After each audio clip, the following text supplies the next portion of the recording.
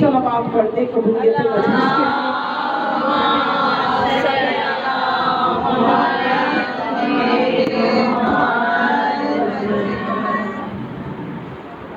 अब तक की 5वीं गुफ्तगू हदिया कर रही हूँ आपकी समाअतों के लिए। आयत विलायत पे ही हम बात कर रहे थे और मैंने आपके सामने अर्ज किया था कि सूरह माइदा में ही अल्लाह ने विलायत के लिए 3 आयतें भेजी और उन आयतों की तरतीब पे भी मैंने तवज्जो करवाई थी कि उन आयतों की तरतीब भी हमें ये बताती है कि अली वली है। जो अली को वली नहीं मानता, जो कहता है कि अज़ान में अली का नाम लेना दहशत गर्दी है, तो ये अली की तौहीन नहीं कर रहा, ये अल्लाह के इंतखाब की तौहीन कर रहा है। बेशक।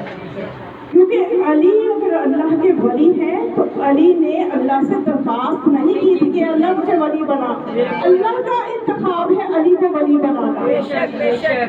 और फिर तरतीब आयत विलायत, फिर आयत तबलीग, फिर आयत तकमील दीन, ये तीनों आयतें एक ही सूरह में भेज के अल्लाह ने बता दिया कि अली की विलायत पे शक न करना, अली मेरा वली है, अली मेरे नबी का जानशीन है, खलीफा है।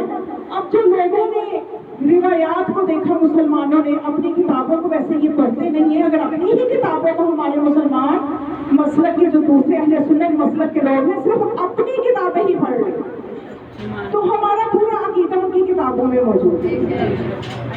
तो फखरुद्दीन राज़ी जैसा मुहक्किक जो कि बहुत शक करने वाला है, जिसको रईसों की शक्कीन कहा जाता है, उसने भी जब देखा कि अब अली की विलायत से तो इनकार हो नहीं सकता, ये जो आयत विलायत जिसके बारे में गुफ्तगू आप सुनती आई हैं, तो इससे साबित हो गया कि वली तो अली ही है, क्योंकि अंगूठी जो हालत रखने में दी है वो अली ने ही दी है।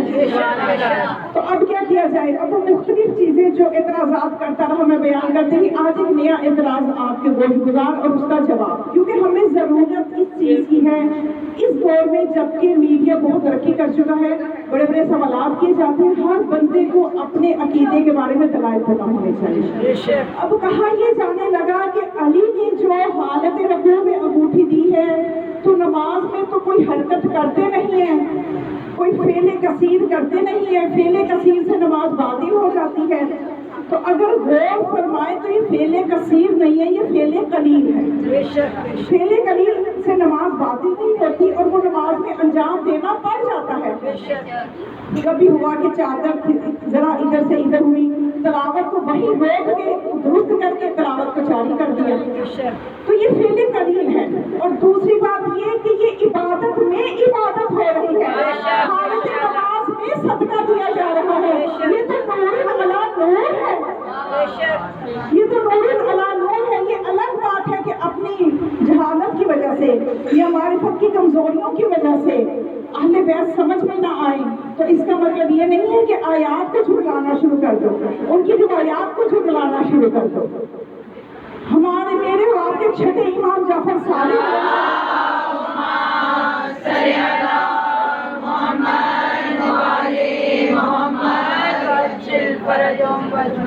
मौला फरमाते हैं बहुत दुख से, एक जुमले में मौला बहुत कुछ कह गए। इमाम फरमाते हैं कि हक 2 गवाहों से की गवाही देने से मिल जाता है, लेकिन अफसोस है कि मेरे दादा अली को 1,24,000 गवाहों की मौजूदगी के बावजूद हक नहीं मिला। ये दर्द दिल है अहले बैत अलैहिस्सलाम का, और हर इमाम अपने दौर में इस चीज़ का दर्द महसूस करता रहा है।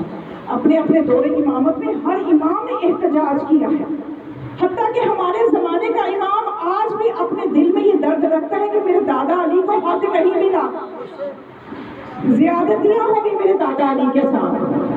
और मौला के ज़हूर का मकसद भी यही है, ज़ालिमों से बदला लेंगे। हत्ता कि आज भी वाक़यात गवाह है कि इमाम ज़माना अलैहिस्सलाम के दिल का दर्द क्या है। मैं आपके सामने एक वाक़या पेश करती हूँ कि ये वाक़या जो है ये हाजी नूरी ने अपनी किताब नजमुस साकिब में मुहय्यिद्दीन से नकल किया है। मुहय्यिद्दीन ये कहता है कि एक मरतबा मैं अपने बाप के साथ बैठा हुआ था, अपने वालिद के साथ, कि एक और शख्स भी हमारे दरमियान मौजूद था।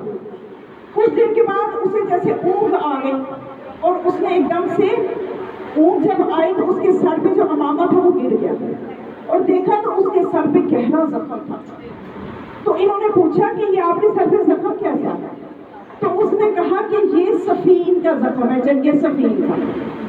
اب یہ حیران ہے باپ بیٹا کہ ہمارے اور جنگ صفین کے درمیان تو صدیوں کا فاصلہ ہے، یہ آپ کیسے کہہ سکتے ہیں کہ یہ صفین کا زخم ہے؟ پھر انہوں نے وضاحت کی کہ ہوا یہ کہ ایک مرتبہ میں مصر کا سفر کر رہا تھا، تو راستے میں ایک یعنی مسلک مخالف کا ایک بندہ میرے ساتھ شامل سفر ہو گیا۔ اس نے کہا چلو اکٹھے باتیں کریں گے، سفر اچھا طے ہو جائے گا۔ سفر بھی کچھ اچھا طے ہوا یہ کہ ابھی کچھ راستہ طے کیا، صحرا تک پہنچے، صحرا کے درمیان تک جب چلے گئے تو اب وہ جو ہے نا باتیں شروع ہوگی جنگ صفین پہ۔ یہ انہوں نے وہ شخص کہنے لگا کہ اگر میں اس زمانے میں ہوتا تو میں اپنی تلوار کو علی اور علی کے ساتھیوں سے نہلا دیتا، علی کے خون سے اور علی کے ساتھیوں کے خون سے نہلاتا۔ یہ بھی جوش میں آ گئے، انہوں نے کہا کہ اگر میں اس زمانے میں ہوتا تو میں اپنی تلوار کو حاکم شام اور اس کے ساتھیوں کے خون سے نہلاتا۔ تو اس نے کہا کہ ٹھیک ہے، اگر ہم دونوں تو موجود ہیں، دونوں کا نظریہ جو ہے مخالف فرقے کے ہم موجود ہیں، تو یہیں پہ جنگ صفین کر لیتے ہیں۔ اب اس نے اپنی تلوار کھینچی، اس کو بھی تلوار کھینچنا پڑی، کیوں؟ اس لیے کہ یہ بیچارہ کمزور تھا، وہ طاقت میں زیادہ تھا۔ اب یہ کہتا ہے کہ میں اس کے ساتھ جنگ کرنا نہیں چاہتا تھا، لیکن اس نے میری غیرت کو جو للکارا، وہ میرے سے ہمت اور طاقت میں کبھی تھا، تو مجھے بھی تلوار کھینچنا پڑی۔ تو جب ہم نے مقابلہ کیا تو اس کو تو زخم آئے لیکن معمولی تھی، لیکن میں اتنا نڈھال ہو گیا حتیٰ کہ میں بے ہوش ہو گیا زخموں کی تاب ڈالا۔ تو اب کہتے ہیں کہ جب میں بے ہوش ہو گیا تو میں نے مجھے ایسا لگا کہ کوئی ہستی آئی ہے اور میرے زخموں پہ ہاتھ پھیرا ہے اور میرے زخم ٹھیک ہو گئے ہیں۔ اللہم صلی علی محمد وعلی محمد۔ زخم ٹھیک ہو گئے ہیں، اور اس کے بعد وہ ہستی جو تھی ایک نیچے ڈھلوان سے نیچے جاتی جا رہی ہے، میں نے ان کو جاتے دیکھا۔ تو جب وہ اس پہاڑ کی چوٹی سے ڈھلوان سے نیچے ہو کے دوبارہ اوپر آئی تو ان کے ایک ہاتھ میں میرے اسی دشمن کا سر تھا اور ایک ہاتھ میں اس کے گھوڑے کی لگام تھی۔ تو اب وہ میرے پاس لے کے آئے اور کہا کہ یہ لو، یہ مال غنیمت ہے، یہ تمہارا، یہ اس پر جب بھی تم سے کوئی آئندہ بات کرے یہ زخم کیسا تو کہنا یہ صفین کا زخم ہے۔ نعرہ حیدری، حیدری، حیدری، مولا علی کے مولا علی کے دشمنوں پہ لعنت، لعنت، لعنت۔ مولا علی کے چاہنے والوں کو سلامت رکھیں، پر محمد و آل محمد بلند تر صلوات۔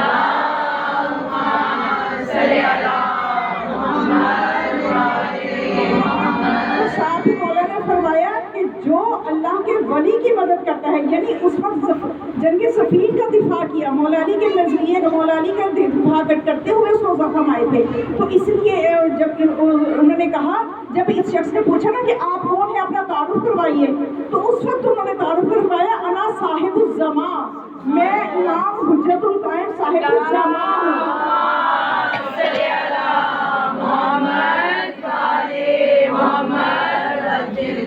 تو جو اپنے زمانے کے ولی کی مدد کرتا ہے اللہ اس کی مدد کرتا ہے۔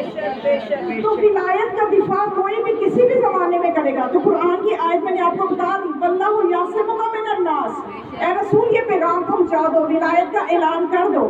تو وہ صرف رسول کی زندگی کی ضمانت نہیں لی تھی اللہ نے کہ اے رسول اس پیغام کو پہنچاؤ، اللہ تمہیں لوگوں سے محفوظ رکھے گا، لوگوں کے شر سے بچائے گا، بلکہ قیامت تک کے لیے جو بھی ولایت کا دفاع کرے گا اللہ اس کا محافظ رکھے گا۔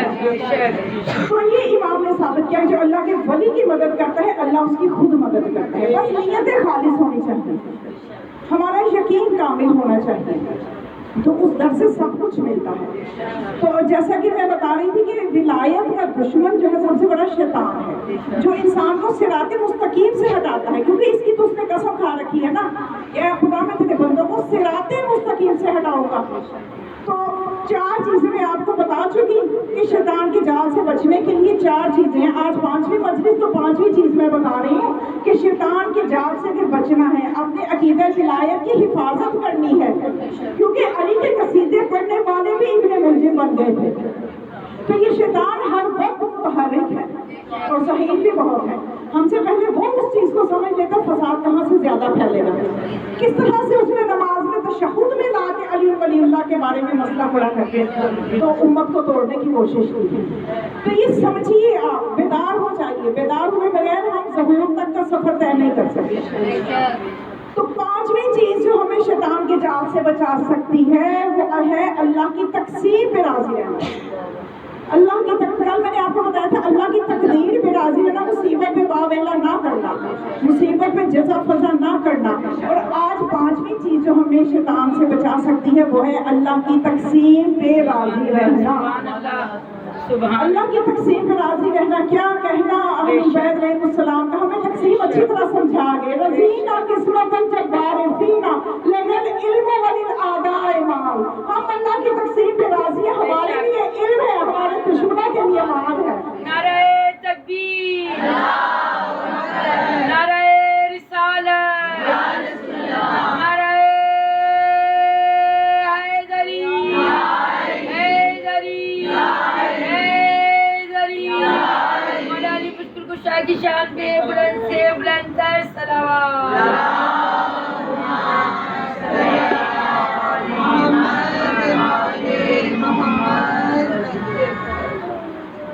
خدا یہ فرماتا ہے حدیث قدسی میں، چھٹے امام سے ہم تک یہ حدیث پہنچی ہے.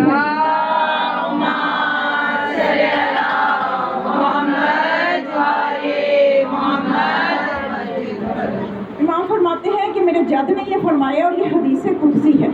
حدیث نبوی اور ہوتی ہے، حدیث قدسی جس میں اللہ کے ہی الفاظ بھی اللہ کے ہوتے ہیں، صرف زبان نبی کی ہوتی ہے.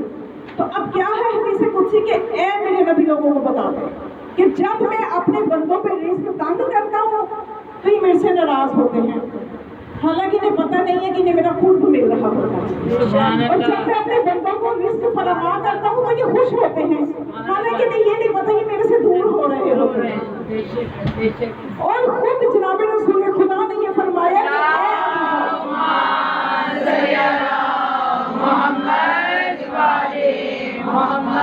اے ابو ذر، میں نے ہمیشہ اپنے لیے اور اپنی آل کے لیے اور اپنی آل کے چاہنے والوں کے لیے، اب جو وہ ہمارے لیے مانگیں گے وہ بہتر ہوگا، اسی پہ راضی رہیں. کیا مانگا؟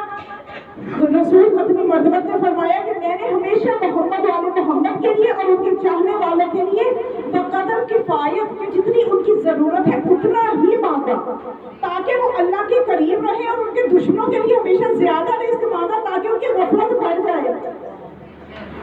توجہ فرما رہے ہیں، کچھ چہرے پریشان ہیں، کچھ بچے کیلکولیشن کر رہے ہیں، مجھے پتا ہے، اور وہ کیوں کر رہے ہیں؟ ظاہر ہے ان کے سوالوں کے جواب نہیں دیں گے تو وہ آدھا نالج لے کے جائیں گے کہ پھر یہ روایتیں کیوں ہیں کہ فرمانی رزق کے لیے یہ پڑھو، پھر وہ اعمال کیوں ہے کہ یہ عمل کرو تو رزق بڑھے گا، یہ عمل کرو تو رزق گھٹے گا. توجہ فرمائی آپ نے کہ والدین کی خدمت کرو تو عمر بڑھتی ہے، رزق بڑھتا ہے. صبح کے فلاں وقت پہ جاگے رہو، رزق ملتا ہے، اور اگر فلاں وقت پہ سو جاؤ تو رزق ختم ہو جاتا ہے. یہ چیزیں بچے پوچھیں گے نا. اور پھر اتنی دعائیں ہیں رزق کی فراوانی کے لیے، معصومین ایک طرف فرما رہے ہیں، دوسری طرف ہمیں یہ مل رہا ہے درس. تو یہ تھوڑی سی ٹیکنیکل سی بات ہے، اس کو سمجھنا ہے. تو وہ بات اس طرح سے کہ اللہ نے رزق کی ایک مقدار ہر بندے کے لیے معین کی ہوئی لوح محفوظ پہ. فرض کریں میرے لیے لوح محفوظ پہ 1 لاکھ روپیہ لکھا ہوگا. اب میں کام ایسے کرتی ہوں کہ جس پہ رزق گھٹتا ہے وہ میرا 1 لاکھ تو 1000 بن جائے گا. یہ میں خود کام کر رہی ہے نا. اس لیے دعائیں پہنچی ہیں، دعائیں پڑھو، یہ والے کام کرو، اس وقت اٹھ کے عبادت کرو تاکہ تمہارا رزق بڑھے، وہ جو لکھا ہے وہ تو مل جائے. اور پھر ایسے اعمال ہیں کہ جن کے بجا لانے سے رزق بڑھتا ہے، اور کچھ ایسے جن کے بجا لانے سے کم ہوتا ہے. اب ہمیں کیسے پتا چلے کہ بھئی یہ جو رزق کی تنگی آ گئی ہے یہ اللہ کے قریب کر رہی ہے یا میرے اعمال کی خرابی کی وجہ سے کمی ہے؟ اب یہ بھی تو مسئلہ ہے. پہلا حل ہو گیا. اب دوسرا مسئلہ، اس کا بھی حل سن لیجیے کہ اس کا حل مولا کائنات نے بتایا کہ جس آزمائش کے وقت اللہ آپ کو زیادہ یاد ہے، سمجھو وہ اللہ ہی کی طرف سے آزمائش ہے. جس آزمائش آپ کو اللہ سے دور کر دے بلکہ کفریہ کلمات آئے کہ یا اللہ مجھے قریب کرنا تھا، یا اللہ مجھے، تو سمجھو وہ تمہارے اپنے اعمال کا نتیجہ ہے. مسئلے حل ہو گئے. تو بس یہ وہ در ہے، یہ ہستیاں جو ہیں یہ ایک ایک طرف ہمیں قرآن کی کا درس دے گی کہ جتنا ہم قرآن کو سمجھیں گے، جتنا ہم ان کو سمجھیں گے، اتنا ہی ہماری زندگیاں آسان ہو جائیں گی۔ خود ہم اہل بیت کی زندگی کا اگر مطالعہ کریں تو ان پہ ایسا وقت بھی آیا ہے کہ وہ دسترخوان بچھا کے پورا پورا شہر ان کے دسترخوان پہ کھا رہا ہے، تب بھی انہوں نے بتایا کہ کس طرح سے اطاعت الہی کرنی ہے۔ اور ان پہ ایسا وقت بھی آیا ہے کہ گھر میں 2 دن سے 3 دن سے فاقے ہیں، تب بھی انہوں نے اطاعت کی منزل اور صبر کی منزل دکھا دی ہے۔ یعنی دونوں صورتوں میں انہوں نے اللہ کی اطاعت اور صبر کی منزل دکھا دی ہے کہ ان کی سیرت اب ہمارے لیے نمونہ عمل ہے۔ یہاں تک کہ کشف الغمہ میں لکھا ہوا ہے کہ ایک مرتبہ مولا کائنات گھر تشریف لے گئے،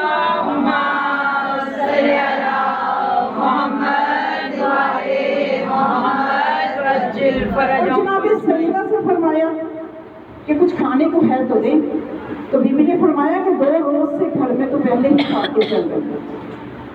تو مولا کائنات نے فرمایا کہ اے خاتون جنت، آپ مجھے بتاتی تو آپ نے میرے سے ذکر بھی نہیں کیا۔ اب کیا ہمیں درس ملا کہ ہر چھوٹی بڑی مصیبت اٹھ کے شوہر کو نہیں بتاتے، کچھ اپنے تک بھی رکھتے تھے۔ تو اب مولا کائنات نے 2 دن سے گھر میں فاقہ، بیوی نے مولا علی کو نہیں بتایا۔ اب مولا اسی وقت گھر سے نکلے، کہیں سے 1 دینار قرض لیا گھر میں کھانے کا بندوبست کرنے کے لیے۔ اب جو دینار قرض لے کے واپس آ رہی ہے، میں آپ کو بتا رہی ہوں ہستیوں کے مقام سمجھے، پھر ہم کہتے ہیں کہ اللہ نے ان کو اتنی فضیلتیں کیوں دی؟ ان کا اللہ کے بھی خلوص تو پہلے دیکھ لیں کہ جب وہ دینار لے کے گھر کی طرف جا رہے ہیں کھانے کا بندوبست کرنے کے لیے، تو دیکھا مقداد راستے میں سرے راہ بیٹھے ہوئے ہیں۔ پوچھا مقداد اس طرح سر جھکا کے سرے راہ کیوں بیٹھے ہوئے؟ کہنے لگا مولا آپ مہربانی فرمائیے تو میرے سے نہ پوچھیں، کیونکہ وہ جانتا ہے کہ مولا جو ہے پہلے ہی ان کے گھر میں بھی کیا حالات ہے، میں اپنا کچھ ذکر کروں گا کہ زیادہ پریشان ہو جائیں گے، یہ آگے سے سچے محب کی بات ہے۔ تو مقداد سے پوچھا، نہیں مقداد پھر بھی بتاؤ۔ جب اصرار کیا تو مقداد نے کہا کہ مولا گھر میں 3 دن سے فاقہ ہے۔ تو مولا نے فرمایا ہمارے گھر تو صرف 2 دن کا فاقہ ہے، تمہارے گھر 3 دن سے فاقہ ہے۔ کہنے لگا ہاں مولا 3 دن سے فاقہ ہے، بچوں کی بلک اور ان کی پیاس اور ان کی بھوک جو ہے میرے سے دیکھی نہیں جا رہی، بھوک کی وجہ سے وہ جیسے پریشان ہیں، میرے سے ان کی حالت دیکھی نہیں جا رہی، اس لیے گھر سے باہر آ کے بیٹھ گیا۔ اب وہ اس ماحول کا ذرا تصور کیجیے، وہ ماحول کیسا عرب کا ماحول تھا، کتنی غربت تھی، کتنی قحط سالی بھی ہو جایا کرتی تھی، اور کس طرح سے کوئی ملازمت بھی نہیں کسی کو مل رہی ہے۔ مقداد جیسا بتا کہ ملازمتیں ڈھونڈی ہوگی، یعنی کہیں کرنے کو کام بھی نہیں مل رہا، لیکن لب پہ شکوہ نہیں ہے۔ تو مولا کائنات نے فرمایا اے مقداد یہ درہم تو یہ دینار تم لے لو، تمہارے گھر تو 3 دن سے فاقہ ہے، ہمارے گھر تو 2 دن کا ہے، اور خود مسجد میں تشریف لے گئے۔ اب دوسرا امتحان دیکھیے مولانا، مسجد میں تشریف لے گئے، نماز سے فارغ ہوئے، رسول خدا نے فرمایا یا علی آج کھانا آپ کے گھر کھاؤں گا۔ اب مولا خاموش ہے، سر جھکایا ہوا، رسول اللہ پوچھتے ہیں یا علی نہ آپ ہاں کہہ رہے ہیں نہ آپ نہ کہہ رہے ہیں، جواب تو دیجئے۔ مولا نے سر اٹھا کے کہا جی ضرور یا رسول اللہ، اللہ پہ توکل بھی ہے۔ اب گھر تشریف لے گئے، جناب سیدہ مصلی عبادت پہ تھی، جو ہی عبادت سے فارغ ہوئی ایک تشت عرش سے آیا، حالات اٹھ رہے ہیں۔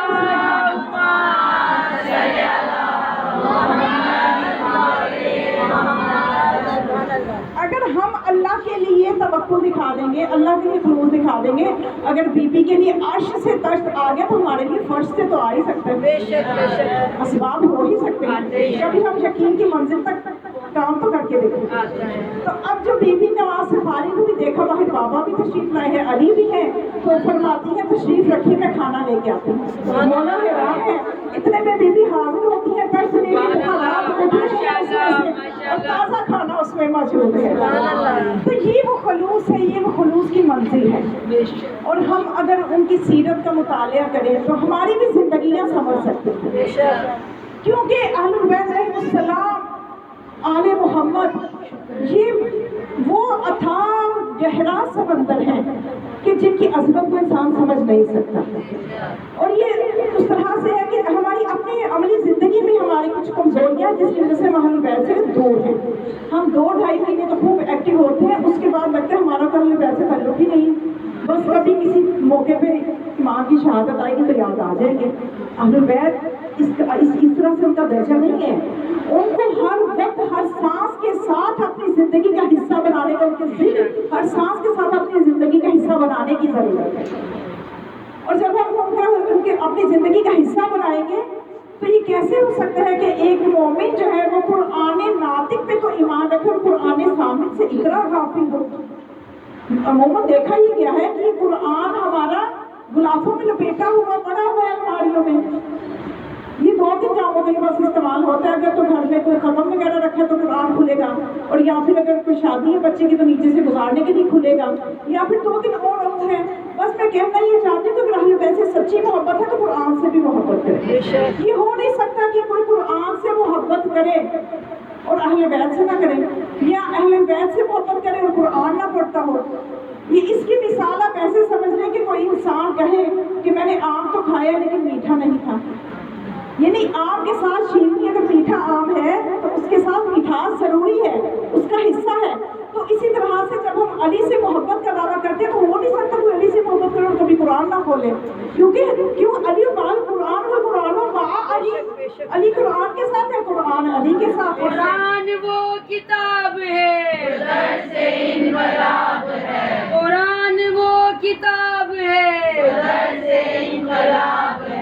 علی کا طرز زندگی منافقت کی موت ہے، علی کا طرز زندگی منافقت کی موت ہے، زینب کا طرز زندگی یزیدیت کی موت ہے. نعرہ حیدری حیدری حیدری محمد و آل محمد بلندتر صلوات.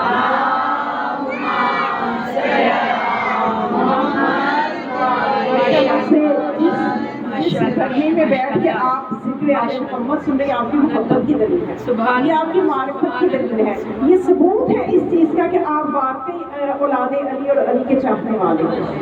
ورنہ عام حالات میں کوئی چاہے گا کہ اتنی گرمی میں اتنا حجاب کر کے تو وہ بیٹھے.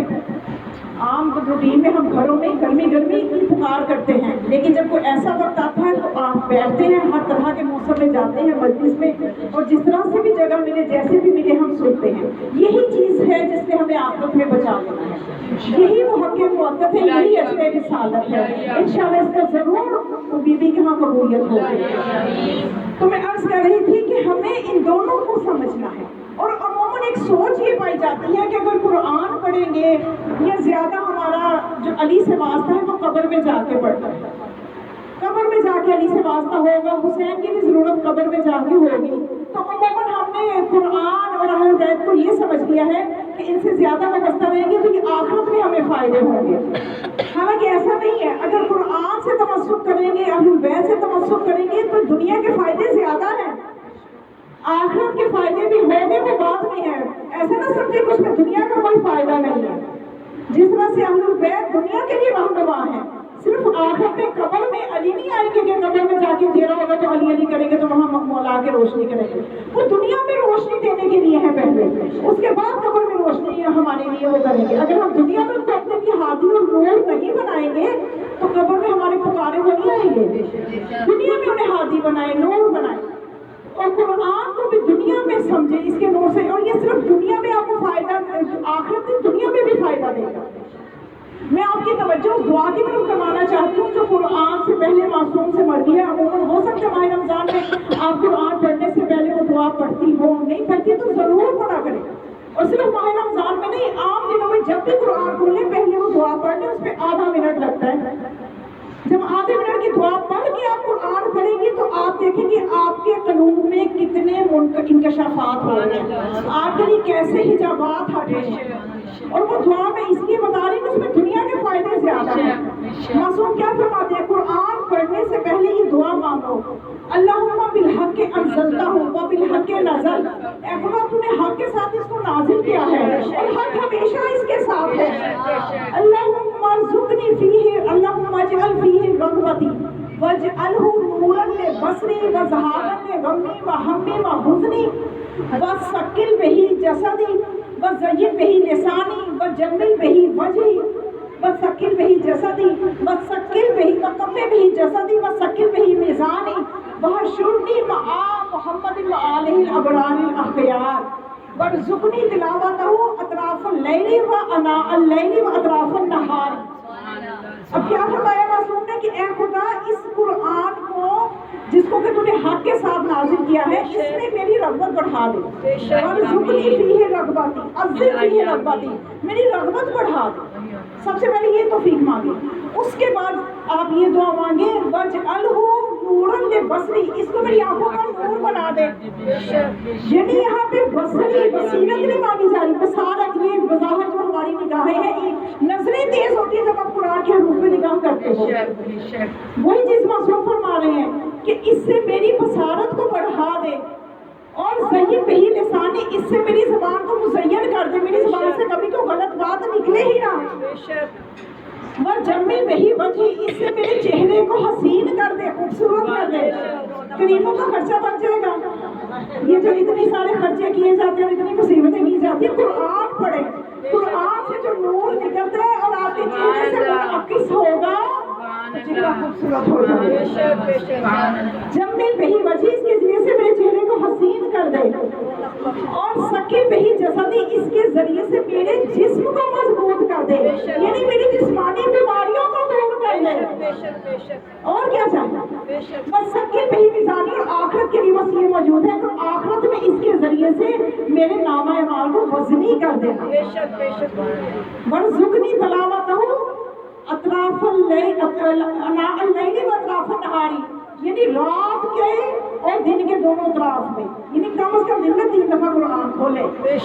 معصوم یہ فرمانا چاہ رہے ہیں، پتہ نہیں ہم ہفتے میں بھی 3 دفعہ کھول پاتے ہیں یا نہیں، یہ آپ اپنا محاسبہ خود کر سکتے ہیں۔ یہ ظاہر ہے میں نہیں جانتی اور مجھے بتائیں بھی نہ، آپ اپنے تک اپنا محاسبہ ضرور کر کے جائیں، فرشی اعضاء ہے نا، یہاں سے کچھ تو لے کے جائیں نا، تو اپنا محاسبہ کر کے اٹھے کہ میں معصوم فرماتے ہیں دن میں 3 دفعہ کھولو، تو میں پتہ نہیں ہفتے میں بھی 3 دفعہ کھولتی ہوں کہ نہیں۔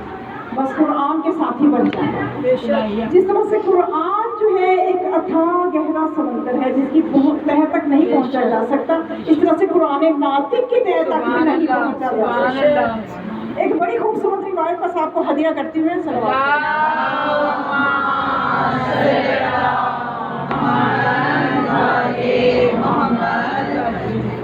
کیا فرماتے ہیں مولا امام محمد باقر علیہ السلام کی شان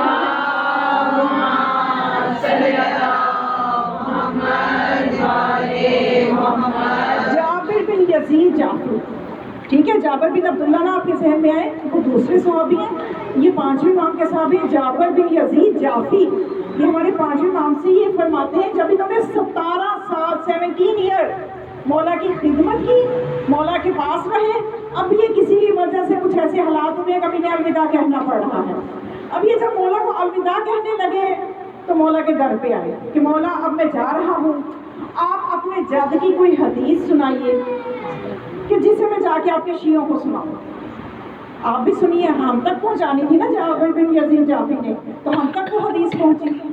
تو اب مولا نے پہلے تو یہ کہا کہ دیکھو جابر، تم 17 سال میرے پاس رہے، 17 سال خدمت کی، کیا ابھی بھی تشنگی باقی ہے؟ ابھی بھی تشنگی باقی ہے؟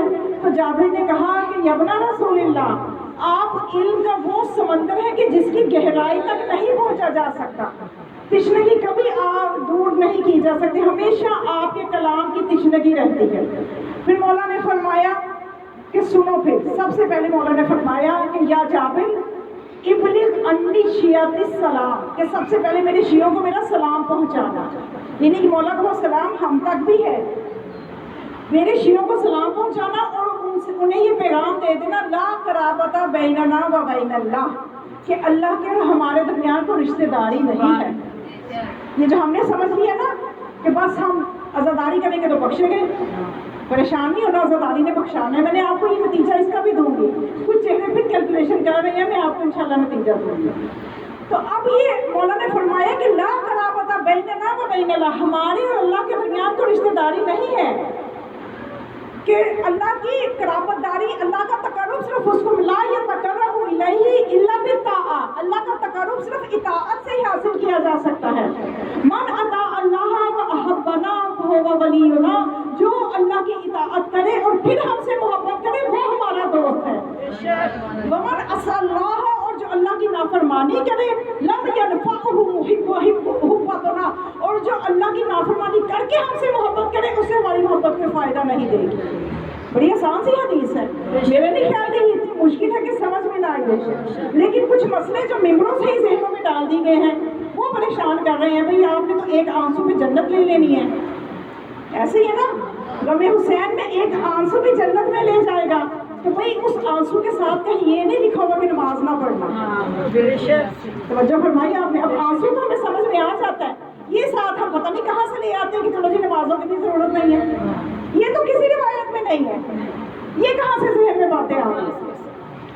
तो चले एक जुमला मैं आपको हदिया करती हूँ, बहुत पुरमार्फत जुमला है, मुझे अता हुआ, मैंने कहा आपको भी हदिया कर दूँ। इस जुमले में आपको पूरा जवाब मिल जाएगा, जितने आपके जहन में सवाल आ रहे हैं ना, तो बस आप याद रखें कि मोहम्मद और आले मोहम्मद की मोहब्बत गुनाहों के लिए सनद नहीं है, बल्कि अमाल की कबूलियत की सनद है। अमाल करने ही पड़ेगा, उनमें जो कमजोरियां रह जाएंगी वो विलायत नूर से बख्शी जाएंगी, और विलायत नूर की वजह से वो इबादतें कबूल होंगी। वगरना कोहे ओहो जितना सदका दे दो, रसूल फरमाते हैं जितनी मर्जी इबादत कर लो, अगर अली की मोहब्बत नहीं है वो इबादतें मुंह पे मारी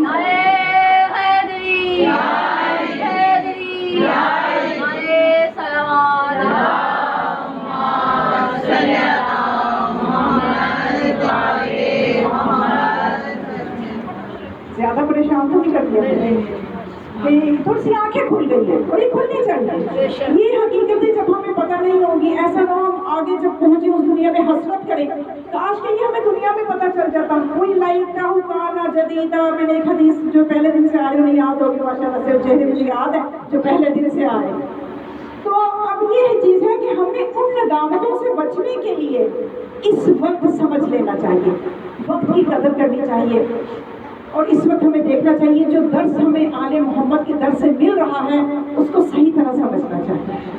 तो इंशाल्लाह ये हमारा गिरिया ही हमारी बख्शिश का बायस है, इसमें कोई शक नहीं। इसे गिरिया वो सबसे ज़्यादा बख्शिश हुसैन के दर से होनी है, हुसैन की वजह से होनी है, इसलिए कि हदीस किस्सा में रसूल ने अपने इस बेटे को जो सकत दिया ना, शाफी उम्मत, मेरी उम्मत की शिफात करवाने वाला बेटा।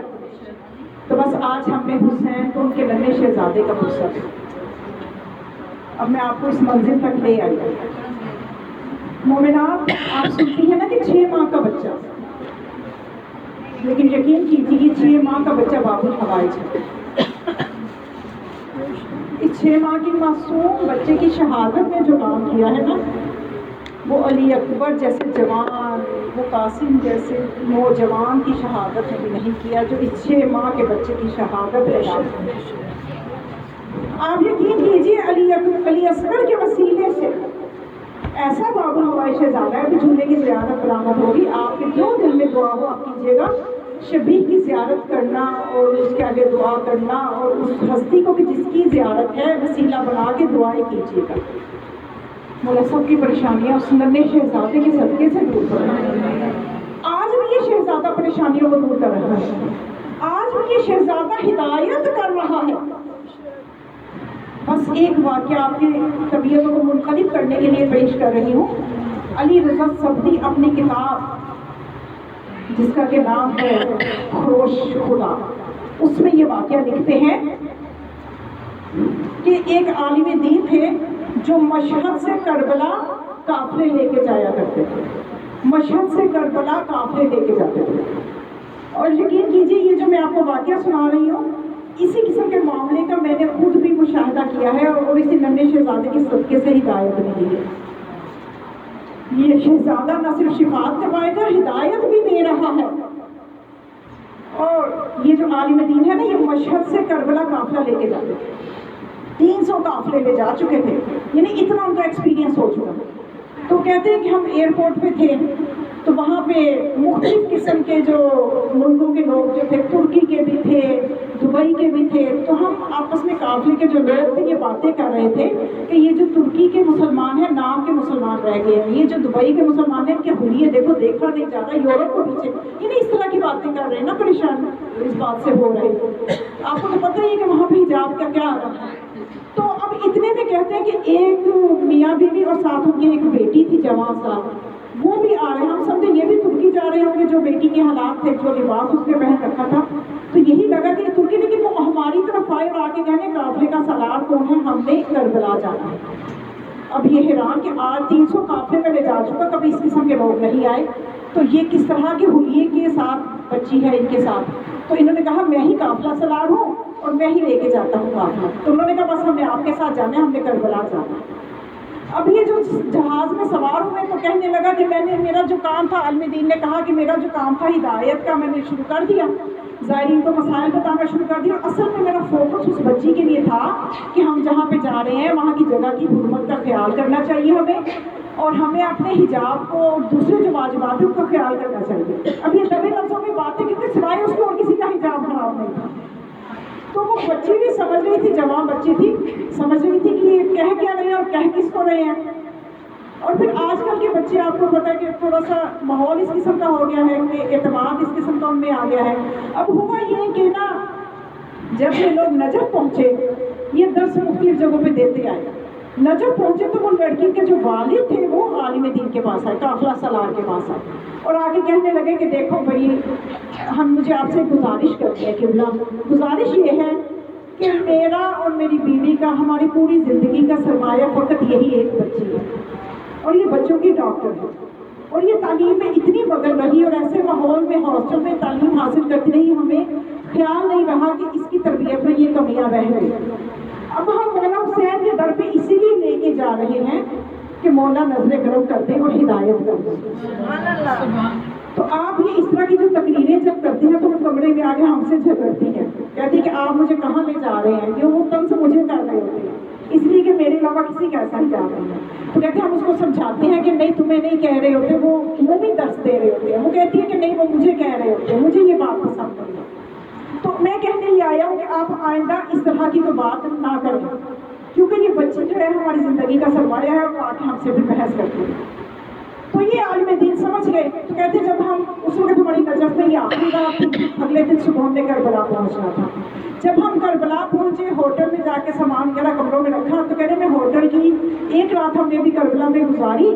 تو ہوٹل کی لابی میں آیا زیارات کے لیے, کچھ مینجمنٹ کرنے کے لیے. تو میں نے دیکھا کہ میرے جانے سے پہلے ایک با حجاب بڑا ہی عبا لے کے خاتون وہاں موجود تھی. اس نے مجھے سلام کیا اور کہا کہ آقا مجھے اپنی عبا دیجیے, میں نے اس کو دھونا ہے. تو کہتے ہیں کہ میں حیران, پہلے میں پہچانوں تو صحیح, آپ کونے میں اپنی عبا کیوں دھونا چاہتی ہیں. اس بچی نے کہا کہ قبلہ آپ نے مجھے پہچانا نہیں, میں وہی لڑکی ہوں جو کہ آپ کے درس پہ پریشان ہو جایا کرتی تھی. تو کہتے ہیں کہ میں حیران ہوا کہ میں جسارت نہیں کر سکتا کہ آپ کو میں اپنی عبا دھونے کے لیے دوں. تو وہ کہتے ہیں کہ میں صرف میری عبا اس نے مانگی, میں نے دیکھا اس کے پاس جوتے پالش کرنے والا برش اور پالش بھی تھی. اس نے تمام زائرین کے جوتے پالش کیے, جوتے پالش کیے. تو میں نے کہا کہ میں عبا اس شرط پہ دوں گا, مجھے پہلے بتاؤ کہ یہ تبدیلی آپ میں کیسے آئی ہے. کہنے لگے جب ہم کربلا پہنچے ہیں, سامان رکھا ہے, سوئے ہیں, تو عالم خام میں مولا حسین علیہ السلام آئے ہیں میری خواب میں. تو مولا مظلوم کی خواب میں آ کے مجھے کہتے ہیں, انہوں نے مجھے میرے اس نام سے پکارا جو مجھے پسند ہے, اور وہ قافلے میں کسی کو وہ نام پتہ نہیں تھا. کہتی میں اس بات ہے کہ مولا نے مجھے میرے اس مستعاری نام سے پکارا اور مجھے کہا کہ بیٹی میں نے تجھے کربلا بلایا ہے, اور جب تک میں نہ بلا لوں کہ کربلا آ نہیں سکتا. بیٹی تجھے میں نے بلایا ہے, اور اب ایسا کر کہ جو قافلے کا سالار ہے نا, عالم دین ہے, اس کی باتیں وہی ہیں جو میں کہنا چاہتا ہوں, اس کی باتیں بالکل ٹھیک ہے. اب اس کی دل جوئی کرنے کے لیے اس کی عبا ہو, اس کی عبا لے کے دھونا تاکہ وہ تیرے سے خوش ہو جائے. اور میری بیٹی ادھر آؤ, تو بچوں کی ڈاکٹر ہے نا, ایک بچہ بیمار ہے, اس کا علاج کرتا ہے. کہتی ہے کہ مجھے 2 کمروں سے گزار کے ایک جگہ لے کے گئے, تو میں نے دیکھا ہے کہ 6 ماہ کا بچہ ہے, اور اس کا چہرہ دمک رہا ہے, روشنی ہے اس کے چہرے پہ, اور اس کے گلے پہ سیشوں کا تیر لگا ہوا, اور مجھ سے فرماتے ہیں بیٹا اس کا علاج کرو. اور بچے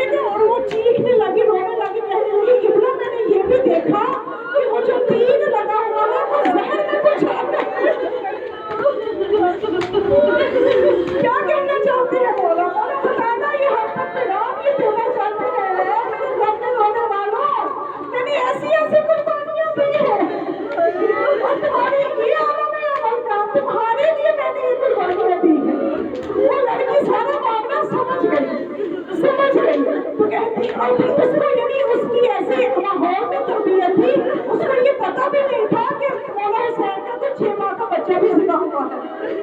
اب وہ عالم دین کیا کہ رونے لگے، مجھے پورا واقعہ بتاؤ کہ کیا 6 ماہ کے بچے کو بھی کوئی تیر مارتا ہے؟ کیا کوئی 6 ماہ کے بچے کو بھی ذبح کرتا ہے؟ مجھے بتائیے اس کا معاملہ کیا ہے؟ تو پھر انہوں نے پورے مسائل جو سنائے کہ مولا حسین کا 6 ماہ کا بچہ پیاسا تھا، امت نے تیر سے پیاس نہ بجھایا، اور بچی اتنا روئی کہ وہ عالم دین لکھتے ہیں اپنی کتاب میں کہ جب کربلا سے ہم جانے لگے تو وہ لڑکی کہتی میں نے یہاں سے نہیں جانا، میری روح کربلا میں رہ گئی ہے، میری روح کربلا میں رہ گئی ہے، میں مشہد نہیں جاؤں گی۔ لیکن جب بہت سمجھانے کے بعد وعدہ کیا کہ دوبارہ لے کر آئیں گے، پھر وہ لڑکی مانی، اور جب واپس گئی تو وہ عالم دین لکھتے ہیں کہ میں ایک دفعہ اس کے کلینک پہ گیا، میں نے دیکھا وہ ایک حسینی ڈاکٹر بن چکی ہے، اس نے مولا حسین کی حدیثیں اپنے کلینک پہ لگائی ہیں، اور کہتی ہے کہ جب میں گیا تو میں اٹھ کے میرا استقبال کیا اور مجھے کہنے لگی کہ مولانا جب سے